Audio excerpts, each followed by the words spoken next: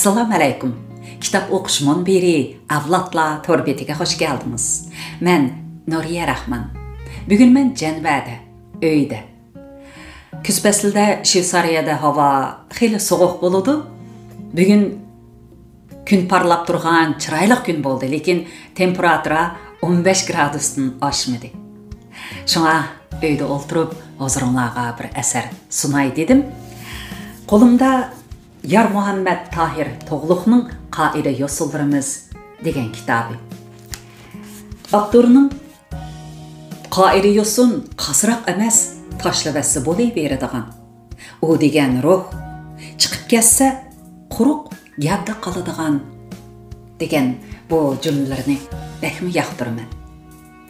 O'tganda bu kitobdan biroz o'qib berdim. Buningdan keyin bu kitobdan arlab ba'zi mazmunlarni o'qishni qaror qildim. Undaq bo'lishida muhojiratda tug'ilib cho'ng bo'lgan yoki muhojiratda uy qurib farzandlik bo'lgan yosh ota-onalar uchun qoida yo'sullarimizni ilmiy asosda bir tanishtirib o'tish bekmi zarur deb qarayman. Albatta Uyghur xalqimizning uzoq tarixiy yillardan buyon jug'lagan bu qoida yo'sullarni hammamiz degidek umumiy jihatdan bilamiz. Ammo mazkur kitobda shu qoida yo'sullarimiz nihoyatda inchika ham ilmiy ravishda sistemalik bayon qilingan. Shunga arlab o'qib berish foydaliqki qat'iy ziyonliq emas. Shundaqmi? Xo'sh. Bugun qoida yo'sullarimizdan dafn yo'sullari haqida biroz o'qib beray dedim. Xo'sh, dafn yo'sullari biroz qisqartib o'qib beraman. O'lim hayotlikning oxirgi manzili. Hayotlik bor yerda o'lim bor. Barliq jonliqlar o'limning ta'mini tetug'ichidir. O'limdan hech kim qochib qutula olmaydi. O'lim boyg'imi bor, kambag'algimi bor, amaldorg'imi bor, fuqrog'imi bor. Har qanday odam ajali toshqanda bir minutmi kechiktirilmaydi. Uni har qancha mol dunyomi to'sib qola olmaydi. O'lim mangulik qonuniyatlarning biri. Bunun haqiqati shuki, har qanday bir boshlanishi borligi shay'ining oxirlashishi bo'ladi. Boshlanishi, paydo bo'lishi bor, oxirlashishi, yo'q bo'lishi yo'q shay'i mavjud emas. Tarixdan ne imperatorlar o'tgan. Ba'zilar ko'mir shahar yasatgan. Ba'zilar mangu o'lmaslik uchun dori yasatmoq bo'lib zo'riqqan. Biroq o'limga hech qanday bir kuch qalqon bo'la olmadi. Yana bir tarafdan olganda, o'limning o'zi ham xosiyatli bir jarayon. U yengilanish, o'zliksiz taraqqiyotning asosi. O'lim bo'lganlik uchun hayotlik mavjud. Hayotlik bo'lg'achqa o'lim muqarrar. Gerçi ölüm hayatlıqның ahırlaştırğıcısı bolsunmu? O her qancha qorqunçluq, külpetlik, vahimelik, judalıqqa toşqan bolsunmu? Biroq o yana yeni hayatlıqni kütüp aladı. Yeni bir hayatlık üçün zemin hazırlaydı. Ölüm bolmaydı iken, hayatlık mı bolmaydı? Uyghur xalqi eng qadimki davrlardan tortib hayotlikni qadrlagandek, o'limni hurmat, ehtirom bilan dog'dug'liq uzitib qo'yish. O'lguchiga xotirjamlik, oromlik beg'ishlash. O'lguchining oila tabobatlari, urug' tuqqanlariga tasalli berish. Teraklarga ibrat, savoq qilish uchun muhim, ahamiyatli qoida yo'sullarni borliqqa keltirib, uni avloddan avlodga davomlashtirib kelishdi. Dunyoda har qaysi millatlarning o'ziga xos dafn qilish qoida yo'sullari bor. Masalan, qadimki yudanlıqlar, hindilar jasadni ko'ydirib dafn qilgan. Bunda ko'ydirish odati Hindistonda hozirgacha davomlashmoqda. Biroq Uyg'urlarning qadimki ota-bobolarida hech qachon jasadni ko'ydirib dafn qilish odati bo'lmagan. Chunki Uyg'urlar qadimda e'tiqod qilgan dinlarda odam o'lgan bilan ruhi o'lmaydi. Bu dunyoda harakat faoliyati oxirlashgan bilan u dunyoda yana davomli yashaydi deb qarag'ashqa dafn qilishda o'ziga xos qoida usullar bo'lgan. Uyg'urlar islom diniga kirgandan keyin islomning qoida usuli bo'yicha dafn qilish qoidasi umumlashgan edi. Xalqimiz islom qoidasi bilan o'zining milliy dafn murosimlarining ba'zi taraflarini birlashtirib, o'ziga xos dafn qilish qoida usullarini barliqqa keltirgan.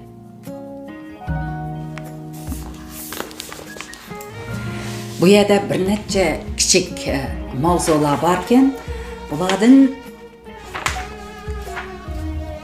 oxiratning tayyorliqlarini o'qib beray boshda.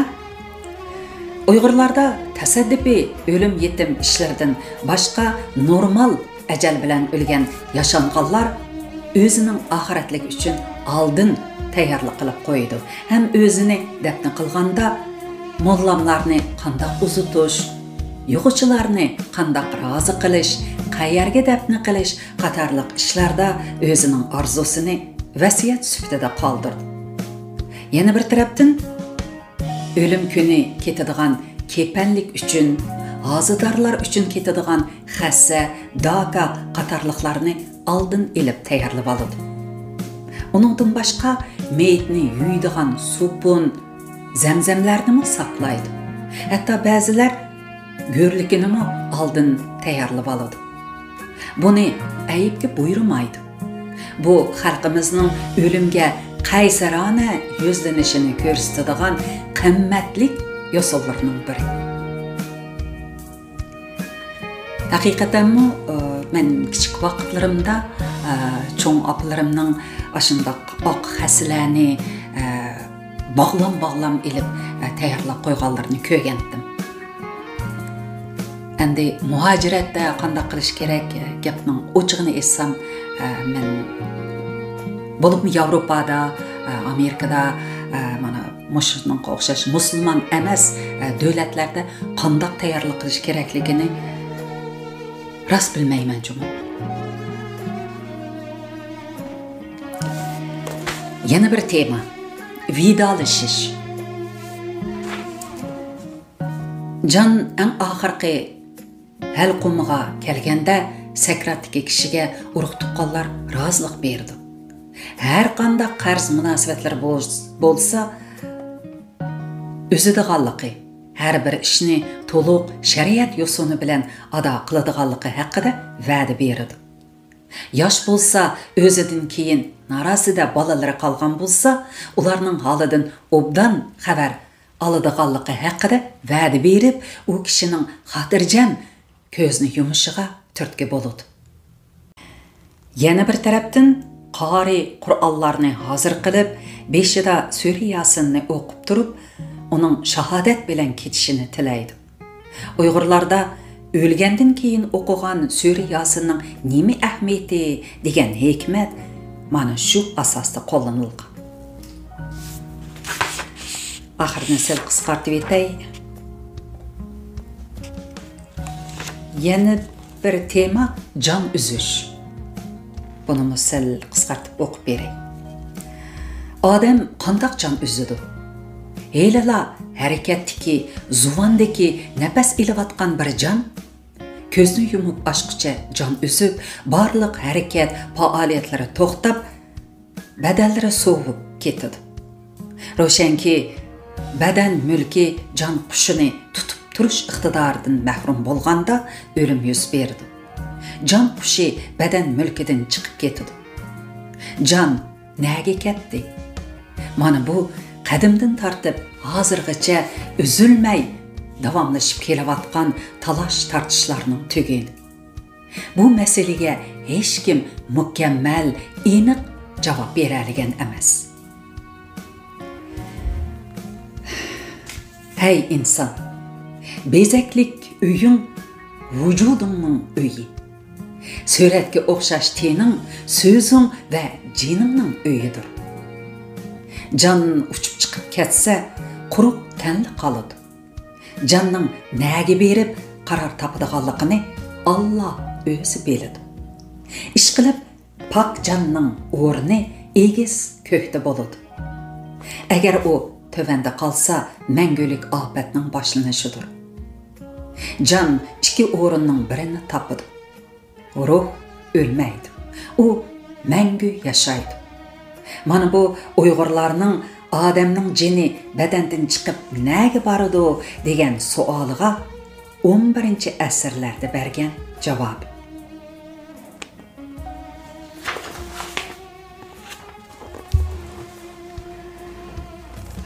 Onundan başka yana bir netçe iňek tiňiş, hazı içiş, cemaat hazır boluş, meyitini yuyup, taraş, kepelleş degendek mesmullamı ba. Yana iňek tiňiş, hazı içiş, cemaat hazır boluş, meyitini yuyup, taraş, kepelleş, kabri beşidiki sual, namazını düşürüş qatarlıq məzmunlar var. Bu məzmunlarını atlab ötüp ketey.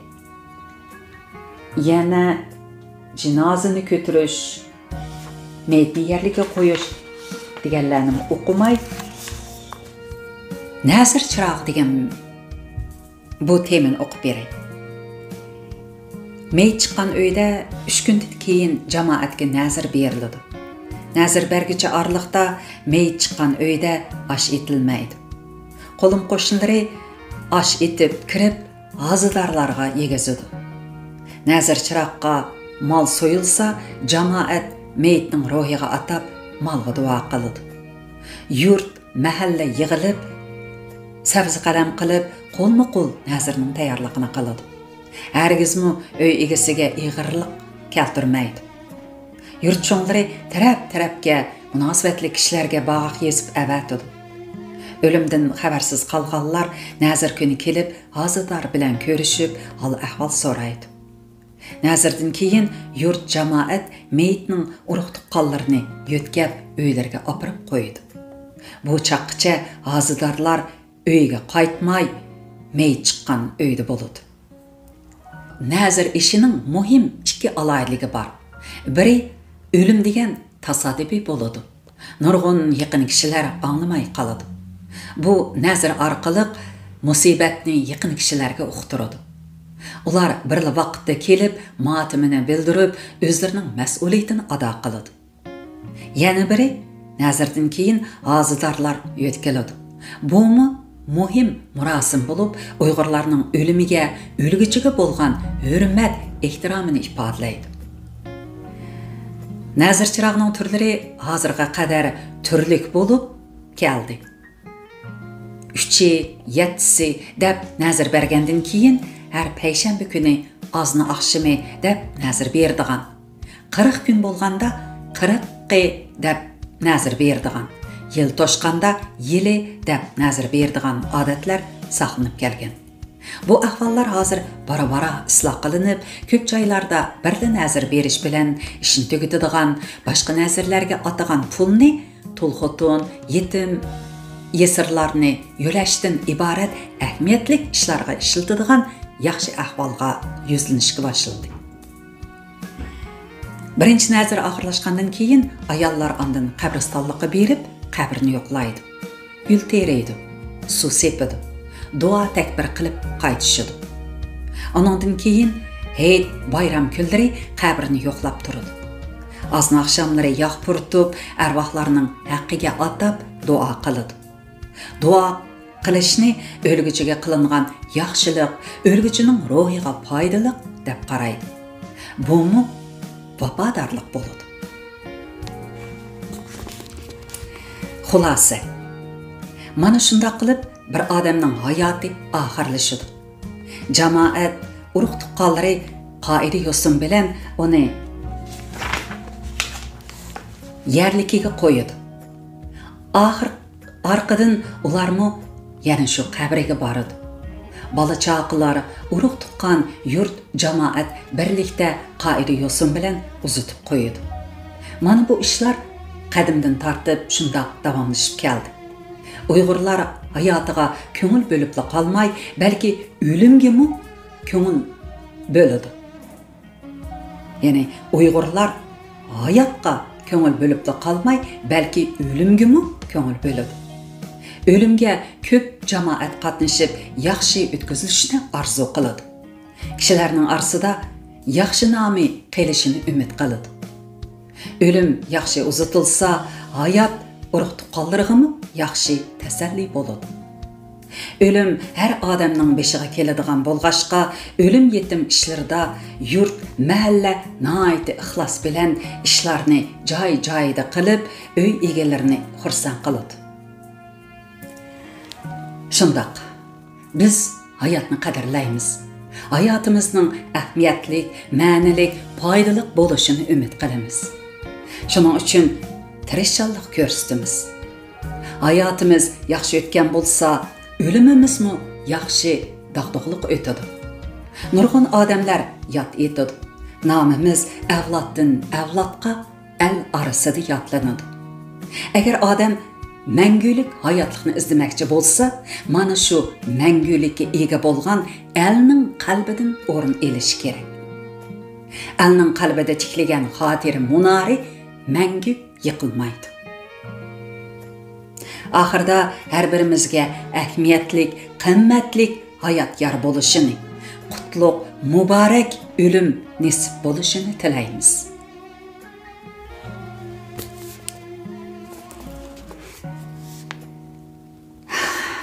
Mana xalqimizning qoida yo'sullaridan yangi bir mazmunni o'qib o'zingizlarga sundim. Mush fursatdan foydalanib o'tganda qizim Dilfuruzning dadisi tugab ketganlik munosabati bilan munbarga yo'llagan qisqa ta'ziya nomiga ko'ngil etgan barliq qarindoshlarga chin dilimdan rahmat aytaman. Rahmat sizlarga. Oxirida odatim bo'yicha huzuringizga bir sinni sunaman. U bo'lsa-mu o'tganda qizim Dilfuruz bilan birga O'zbekistonga berib aylangan vaqtimizda tartgan ko'rinishlar. O'zbekiston bakmi go'zal davlatkan. Bak yaxshi ko'rdik. Bo'libmi Uyg'ur tilimiz bilan o'zbek tili bakli yaqinkan. O'zbek xalqini shundoq yoqtirdik. Ajoyib madaniyatlik, shundoq bir adablik kishilarkan. Bak yoqtirdik. Toshkent, Buxoro, Samarqandlarda aylanib shunchalik yaxshi ko'rdikki, Xudoyim buyursa, cho'qim yana bir kelamiz dedik. Onun ustiga bu safarni biz yilning 5-ida o'rinlashtirgan, o'ylamagan yerdan qizimning dadisining 40-ni Buxoroda 7 pirim maqbarasini aylanganda o'tkazgan bo'ldik. Qizim o'zi xohlagan usulda dadisining 40 nazirini bergan bo'ldi. Merhumning makoni nurlar ichida bo'lsin. Haqiqatanmi odamning bu dunyoda rizq tugaganda o'rin tanlamay, vaqt tanlamay ketadi ekan. Hayot vaqtimizda hayotni qadrlab, bir-birimizni hurmatlab, yaxshi, go'zal yashashga tirishaylik. Ma'qul amsa bugungi kitob o'qishimiz mushagicha bo'lsin, sal o'zgacha bo'ldi. Kelar qatimliq programmamizda ko'rishaylik. Yeniroq temalarda. Xayr xush, omon bo'lg'aysizlar. Xayr xush.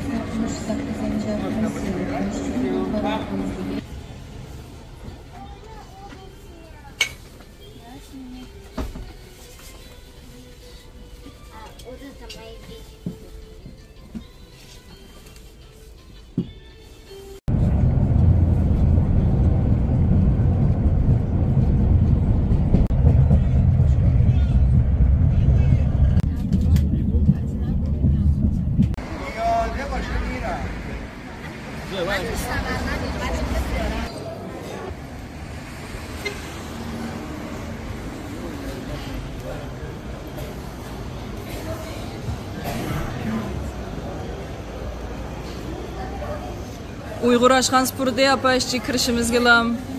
Lağmen sam spolu.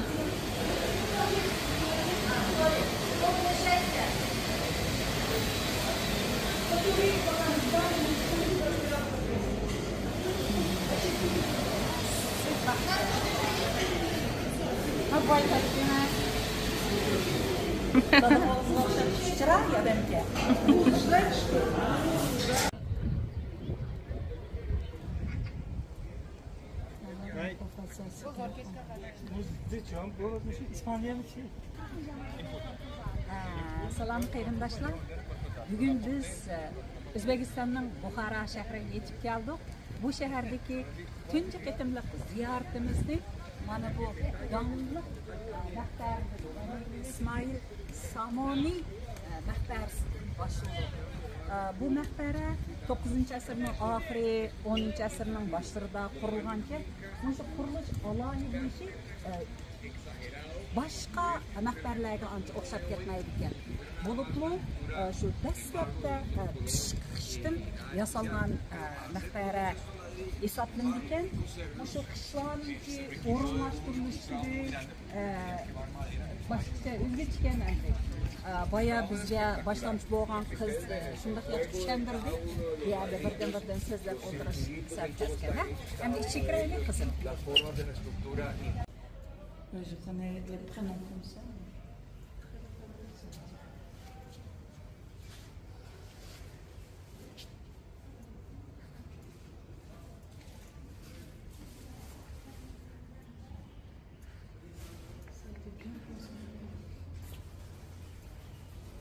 Heureusement parce qu'il y a quoi visiter. C'est notre fierté.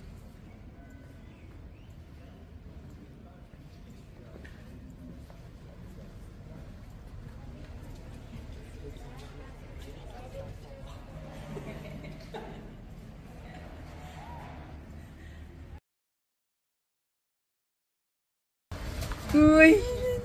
Dilfruz yaxshi keldingmi?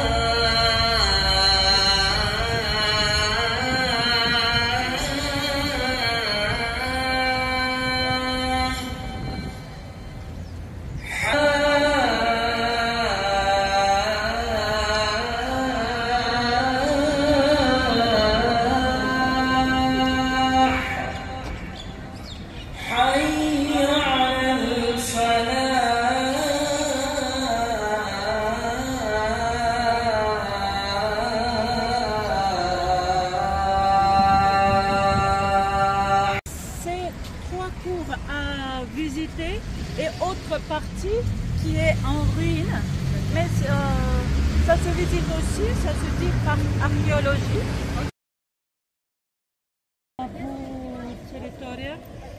Majestueux. Oui. Oh là là là, la fierté. Partie vitrée qui est prévue pour les prières de tous les jours. C'est vitré parce que c'est climatisé en été, c'est face.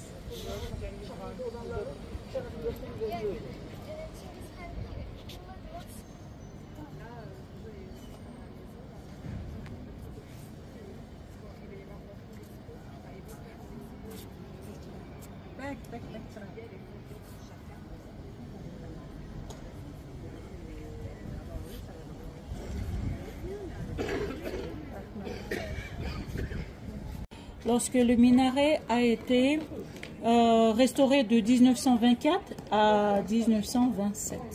Ah, oh là là. À quoi est-ce que servait le minaret? Premièrement, c'était la tour depuis laquelle se faisait l'appel à la prière.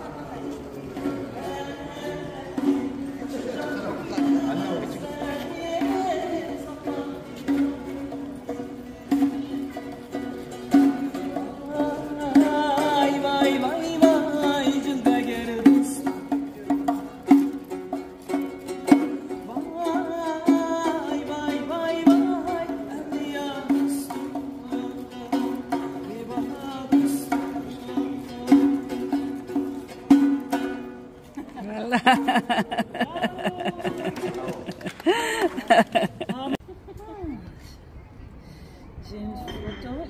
Chaque fois où elle me voit, elle vient me demander mais Quel an. Ils sont canins les chats ici. Oui, ils aiment bien. Hein? Masha. Masha. Masha. Oh là là.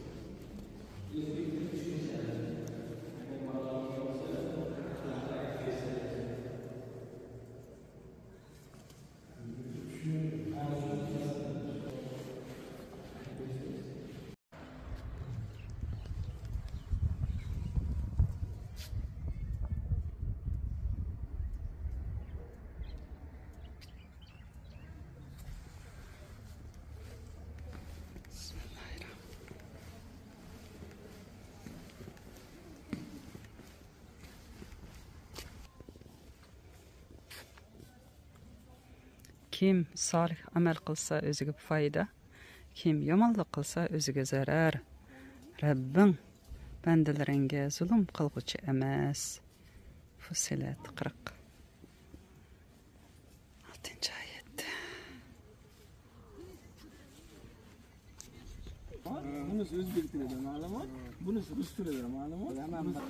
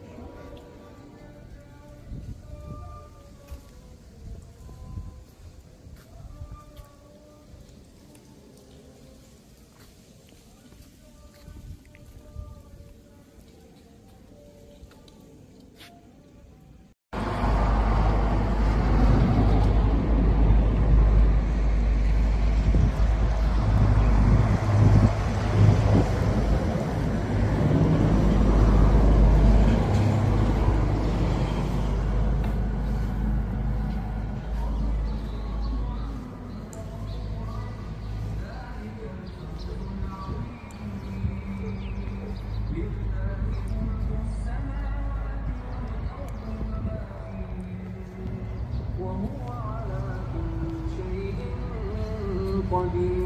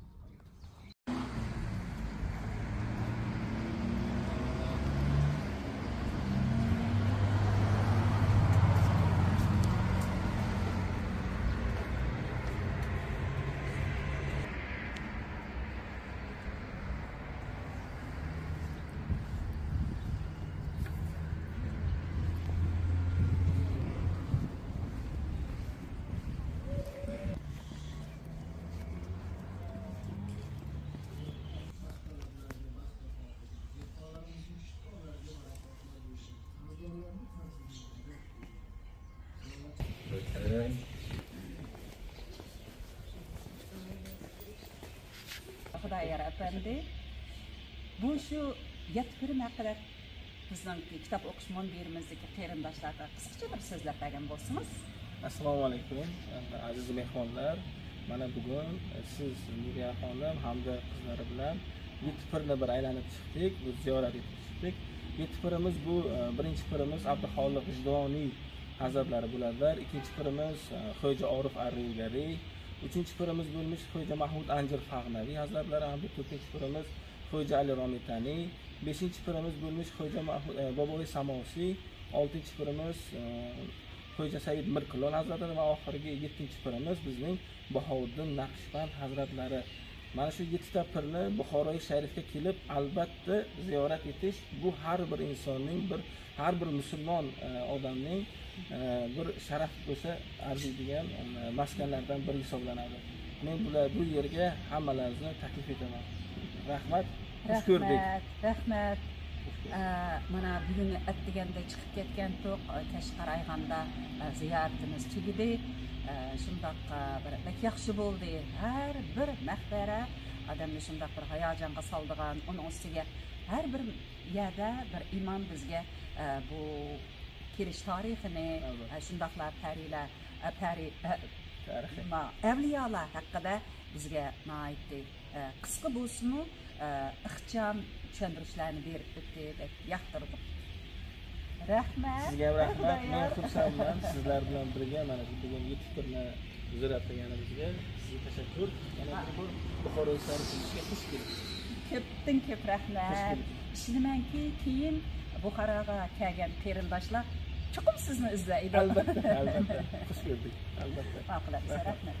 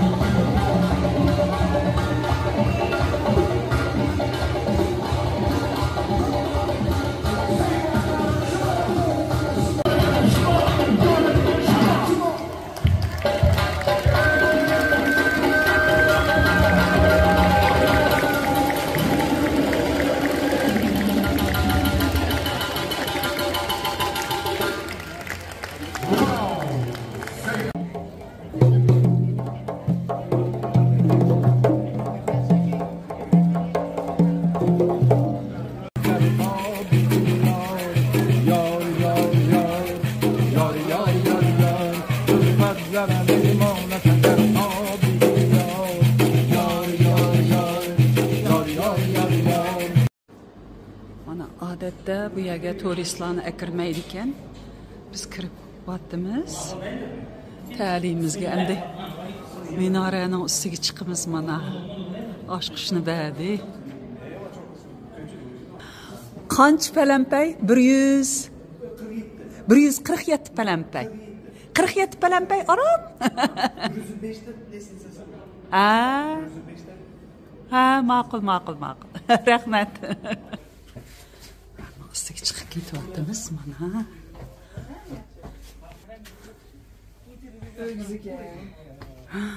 O'lla.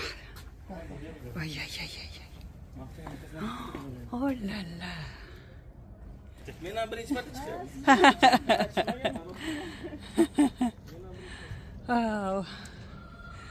Mana endi onun eng ustiga chiqimiz Xudoyim buyursa. Ana. Kiring qizim. Bismillahirrahmanirrahim. Ana.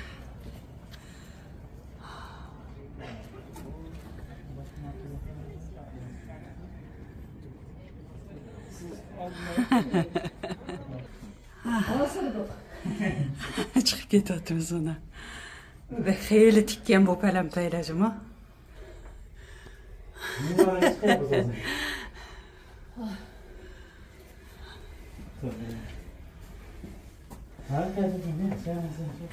Mana. Olala. Wow. İslamga devam aytdi. Aynan. Jiraklar degan sevib ketdi-ku. Mana bo'lish. Rasmashasiz. Yo'q. Qanaqa videolar ko'rdi? Yo'q, prem. Nada, rasm. Mahallazlar. Ani dara. Abi imam ne diyor? Nada. Rasm olasın. Ayollar ham ko'p rasm chizarkansiz. Allah.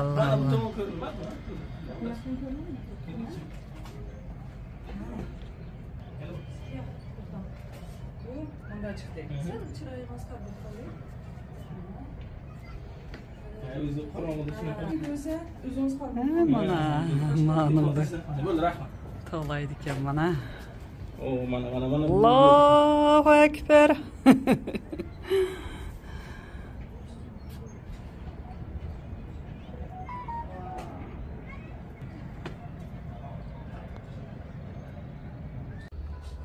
Assalomu alaykum. Kitap o'qish munbiri Avlodlar to'rbitimizning hurmatli mushtariylari. Bugun men ajoyib bir muqaddas joyda, ya'ni Buxorodagi nihoyatda cho'ng masjidning eng egiz minorasida. Bu yerga har qanday bir sayohatchi chiqaman deb chiqolmaydi ekan. Bizning ta'limimizga Shirzod apandi va boshqa rahbarlarningki hikmati bilan biz bu yerga chiqish fursatiga ega bo'ldik. Mushu kishilarimizningki g'amxo'rligida mana shunday egiz, shunday chiroyli minorning ustiga chiqib, atrofni 360 gradus aniq ko'rish fursatiga muvaffaq bo'ldik. Bekmo hayajonlanib ketyapmiz, qizim ikkimiz. Endi bu yerga chiqqandan keyin bunday bir yaxshi fursatdan foydalanib, mushu minora haqida yaxshi bizga yaxshi so'zlab bera oladigan Shirzod afandimni bu minora to'g'riliq bizga azroq tanishtirish ba'sida taklif qilgandim, taklifimni qabul qildi. Rahmat Shirzod afandim, shu minora haqida biroz so'zlab bergan bo'lsangiz. Xush kelibsizlar avvalan bu Buxoroga. Buxoro minorasi 11-12 asrlarda qurilgan. Ustobaqo tomonidan qurilgan minora, tarixiy minora hisoblanadi. O'sha paytda Arslonxonning buyrug'i bilan, Buxoroxon buyrug'i bilan ushbu minora qurilishi rejalashtiriladi. Ustobaqoga bu vazifa yuklatiladi. Ustobaqoga, ya'ni bu shunday minora bo'lsinki, o'sha paytda, ya'ni O'rta Osiyoda bunday narsa bo'lmasin va uzoqdan ko'rinadigan narsa bo'lsin, ham islomning belgisi bo'lsin, ham bir kelayotgan sayyohlar uchun, Buyuk Ipak yo'li bo'ylab kelayotgan savdogarlar uchun mayoq vazifasini o'taydigan bir inshoot qurgin deb topshiriq beradi Buxoroxon Arslonxon. Ustobaqo demak o'sha paytda eng zo'r ustalardan biri bo'ladi. Ustobaxo tomonidan loyihasi ishlab chiqiladi va qisqa muddatlarda o'sha paytda loyiha tayyor bo'lgandan keyin ishlar boshlanadi. Ishlar boshlangandan keyin aynan poy qadami, ya'ni fundamenti, yer osti qatlami ish boshlangandan keyin usto yo'qolib qoladilar. Ya'ni Buxorodan ketib qoladilar. Aslonxonni ish to'xtaganini ko'rib jahl qilib ustani topish buyrug'ini beradi. Ustani qidiradilar, Xitoygacha boradilar kerak bo'lsa, ustani qidirib, usta yo'q. Ustani hech kim topa olmaydi. 2 yildan keyin ustani o'zi keladi. Endi Aslonxondan yana ruxsat so'raydi, ishimni davom ettirsam bo'ladi deb aytadi. Aslonxon aytadi, nima, sen ketib qolding? Bu ishni men senga qisqa muddatda bitirish topshirig'ini beruvdim, sen buni 1 yilda bitirishing kerak edi deb aytganlarda usta aytadilarki, men qurmoqchi bo'lgan imorat, ya'ni uzoq muddat turishini va buni bizni avlodlarimiz ham uni ko'rishini istadim va mustahkam bo'lishini istadim. Shuning uchun uning poydevorini avval qo'yib va qor, yomg'ir va boshqa ob-havolarni ko'rgandan keyin, ya'ni poydevor mustahkam bo'lgandan keyin uni davom ettirishni rejalashtirdim deb aytadilar. Va qurilishlari boshlanadi. Endi o'sha paytda tasavvur qilsangiz 11-12 asrda, ya'ni bu 46 metrli imoratni qurish o'zi oson bo'lmadi. Chunki ko'p mashaqqatli mehnatlar bilan qurilgan. Chunki bu bino, bunday baland binoni o'sha paytda bir texnika vositalari bo'lmagan. Qandaydir bir kranlar, boshqa narsalar bo'lmagan. Mana shu binoni o'sha paytda Ustobaxo tomonidan quriladi. Ayrim ma'lumotlarda nima uchun aynan balandligi 46 metr deganda, aynan Odam alayhisalom, ya'ni payg'ambarimizning bo'ylari 46 metr, shu qarish bo'lganlar bo'lgani uchun aynan shu metr tanlab olingan degan manbalar ham, ma'lumotlar ham bor. Ustobaxo keyin aytadilarki, meni agar bu imorat yiqilgan taqdirda ham mening ustimga tushsin deb o'zlari qabrlarini, masalan, mana shu yerda minoraning masalan aynan sharq tomonda qo'yilgan bu narsa, bu qabrlarga ustimga tushsin degan mazmunda qabrlarni ham shu minoraga yaqin joyga qo'yilgan. Mana hozirgacha minora masalan aynan bombardimon qilingan davrlar ham bo'ldi Frunze tomonidan, lekin binoga hech qanday mana turibdi, ancha shikast yetkazilgan bo'lsa ham restavratsiya qilinib, mana o'z holatda mana bizgacha kelib xizmatini qilyapti. Maşallah, maşallah. Rahmat. Menimcha tushundinglar, chunki o'zbek tili bilan uyg'ur tili nihoyatda yaqinkan. Tushunmay agar tasaddiq bilamay qolganlarga qisqa so'zlab bersam, bu minora shu 11-12 asrlarda qurilgan ekan. Bu Arslanxonning buyrug'i bilan qurilgan bu bino, bu minorniki dastlabki shu asosini, fondini usta qurib bo'lgandan keyin 2 yil yo'qolib ketadi ekan. Yo'qolib ketib, bu odamni hamma yerdan izlaydi ekan, lekin topolmaydi ekan. 2 yildan keyin qaytib kelib, "Voy, sen yo'qolib ketding-ku, bu minorni sen 1 yilning ichida tugatishing kerak" desa, u usta yo'q, shu sizning meni bek oldirishingizdan ansirab men yo'qolib ketgan. Chunki bu minorningki osti pishiq bo'lmasa, bu o'rilib ketadi. Siz O'rta Osiyoda hammadan egiz, hammadan mustahkam, shundaqla keyingi avlodlar ko'ra oladigan bir minorni qurishni talab qildingiz. Men shunga kafolat qilishim kerak. Kafolat qilish uchun buniki asosini cho'qim nayt mustahkam qurishim kerak deb, undan keyin aynan shu vaqtlarda hech qanday bir alohida texnikalar yo'q ahvol ostida bu minorni mana shunda chiroyli mustahkam qurib chiqqan ekan. Minorning egizligi 46 metr ekan. Buningdagi sabab Odam alayhissalomning bo'yining egizligi 46 metr ekan. Ana shu bo'yicha 46 metr qilgan ekan. Ondan bu usta agar tasaddibi bu minora o'rilib ketadigan ish bo'lsa, mening ustimga o'rilsin deb o'zining qabrisini mana biz ko'rgan dal shu yerga o'rinlashtirgan ekan.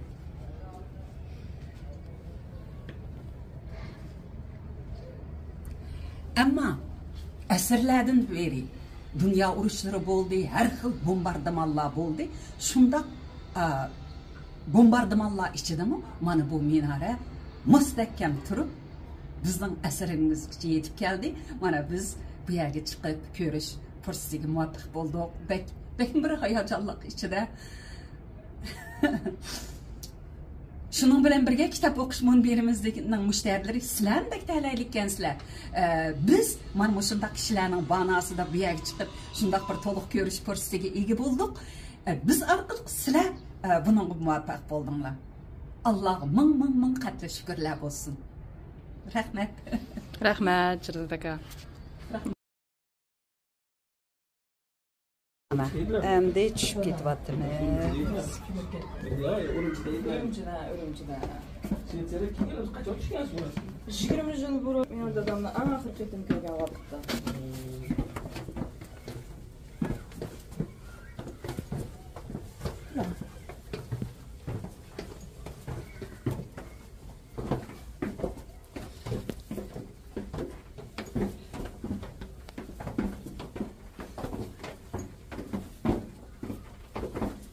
Bu yerga kunda 5 qitim qandami chiqar?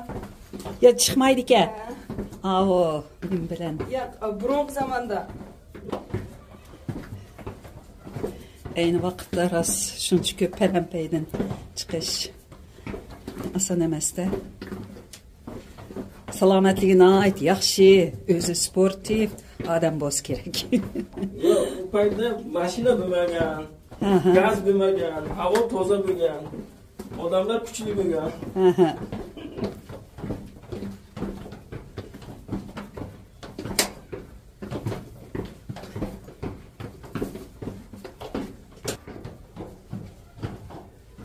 Ya, o böyle bir hizmete çıkamayacak.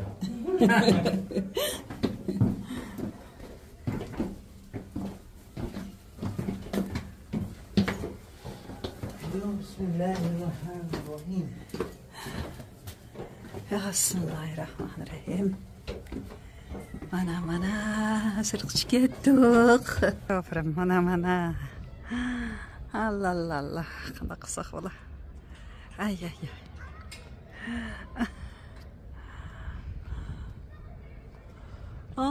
Şunu üstüge çıktık mana.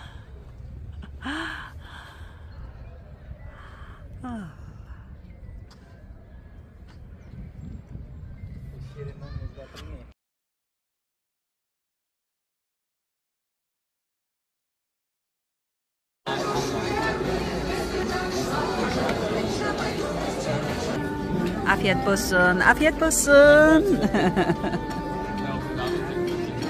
Mana bu Buxara Ark qo'rg'oni. Mana. Bu amr nazorat qilib bo'lgan.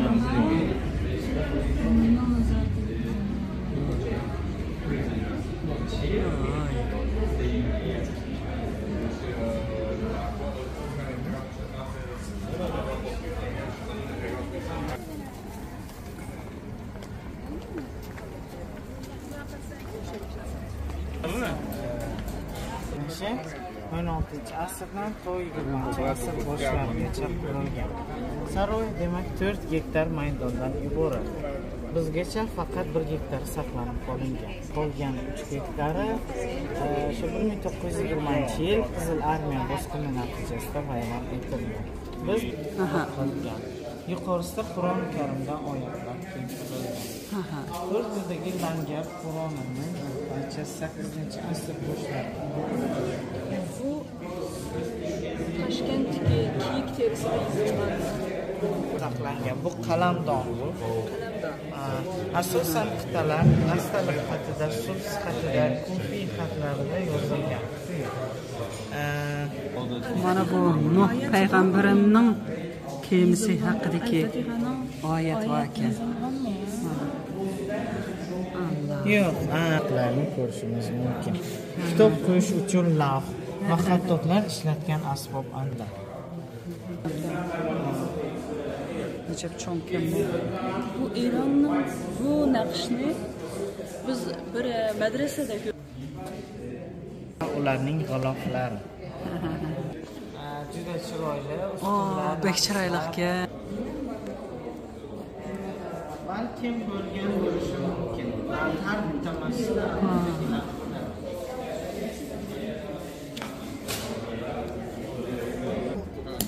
Grupa kelibdi.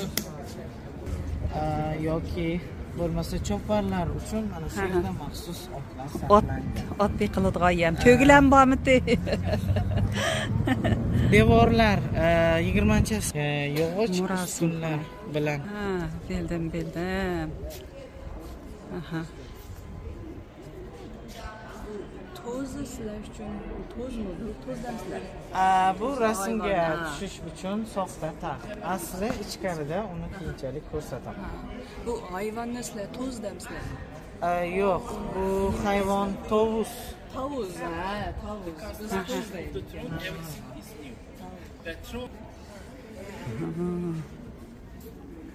Oltin yambularni saqlaydi ekan-da bular. Ha?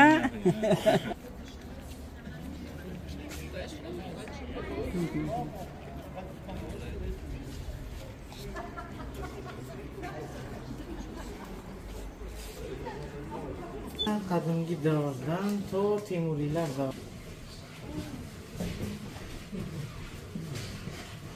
Shir bilan toshbaqa. Shundaqmi? Ha, mandaq.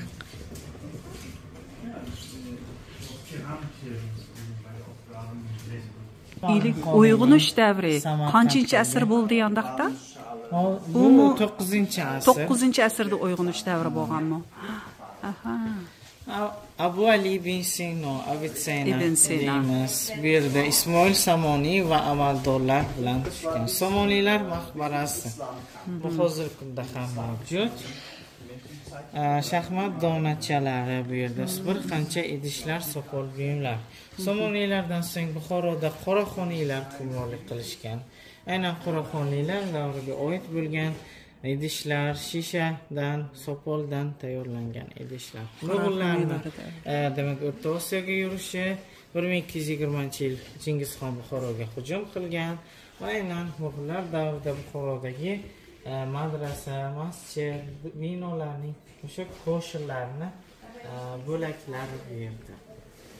So'ng Temuriylar Amir Temur asos solgan 1370 dan to 1501-yilgacha.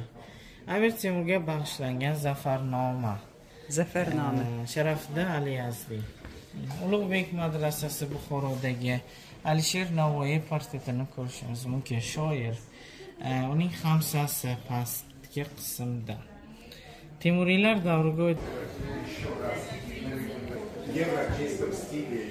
ishlangan tilla suv yurtilgan baxmal bilan Nihoyatda haybatlik amir ekan qizim, ha? Mo'a kiyimlarning yo'qollig'im.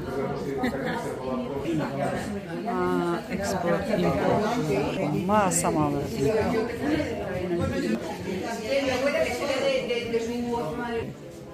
Kadi الفروز معه Qo'riq ma'lumotlar Tomoniylar hukmronlik qilishgan. 1500 bu Registon maydoni. Ya'ni kirgan saroyimizning oldi qismi, ha, mana. Bozor, masjid, madrasalar bo'lgan, ammo ular bizgacha saqlanmagan. Oldidagi mola chiqirib ketibdi-da, ha? Bu Rustamning doston qamchisi. Qamchi bu. Qamchi, bular yo'qmi? Urilmagan strukturasi. Amirdan so'ng bosh qo'shbegi, bosh vazir bo'lgan. Shayxulislom diniy ishlar bo'yicha qo'zi kalon sudya. Oypoltini mana o'z ko'zim bilan ko'ribdiman, ha. Oypolti degan mundoq bo'ldi ekan mana. Allallah. Bu saroyning 3 gektar Buxoro armiyasining yuqori darajadagi harbiylari bular. Pastki qismda to'p bu, kichkina to'p bronzadan bajargan. Alam va muftiydan iborat devon bo'lgan. 22 ta beklik, ya'ni viloyat qozilar bo'lgan. Bu yerda Buxoro amirligidagi bosh qozilar. Badriddin miniaturada.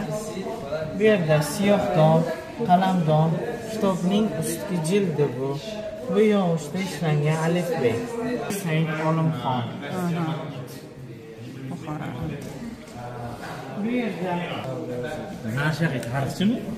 Naqshbandiyning asari u asl bizgacha yetib kelmadi. To'g'ri. Uni biz qabul qilamiz. Ayni vaqtdagi pasportga mana bu. Lekin biroz o'qisak, o'tish bilan qayta bu ushbu xonning ko'rsatkichi falonchiga berilgan, Rossiyaga berish uchun deb. Ayni vaqtda pasport ekan mana. Yoki u yerda masalan arablarda ham Bu xarobalig ekan-da, buni to'liq ochmabsizlar-da. bu yerda shahzodalarning yashaydigan uy-joylari bo'lgan. Ya'ni Amirning onasi. Bu yerdan yana büyük masjidni yana bir qitim tatib etay. Minarani bir tatib etay munarni. Eng ustiga chiqdik-da biz. Ha, güzel. Acayip haybatlik.